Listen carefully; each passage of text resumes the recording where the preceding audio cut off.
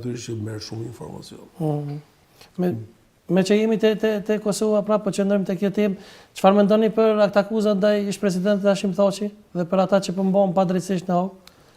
Unë jam shpreh vazhdimisht dhe duhet të ndajmë dy elementë.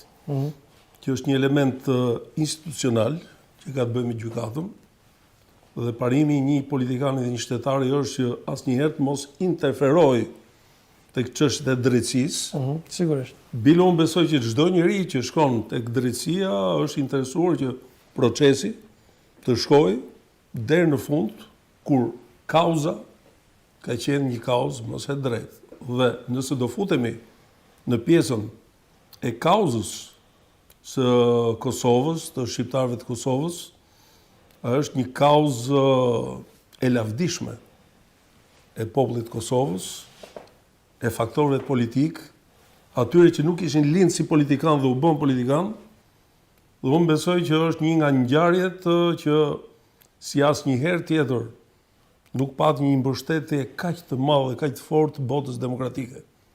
Duke filluar nga Shtetet e Bashkuara të Amerikës, nga Shtetet Evropiane, dhe është një proces në vazhdim. Dhe unë jam bindur që historia, pavarësisht që ka pengesa, ka probleme, ka këndvështrimi të ndryshëm nga politikanë të ndryshëm, qoftë edhe të Europës. Ju e dini më mirë se unë se janë 5 shtete akoma në Bashkimin Evropian që nuk e kanë njoftë Kosovën.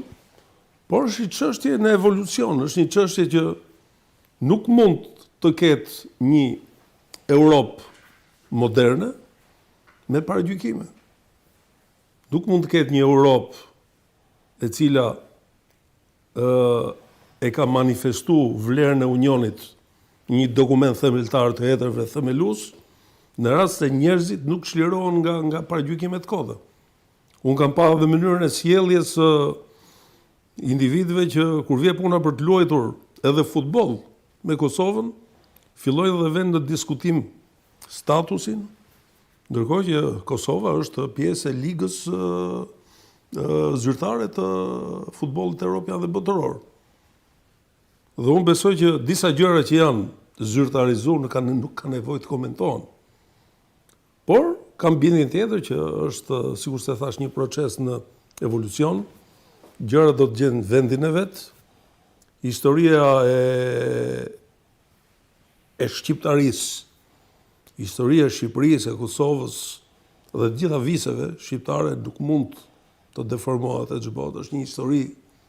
Ne kemi nevojë që ta shkruajmë mirë historinë, të bim dakord për historinë tonë dhe të gjithë të flasim me një zë kur vjen puna për rrënjët e historisë tonë. Kjo është shumë e rëndësishme.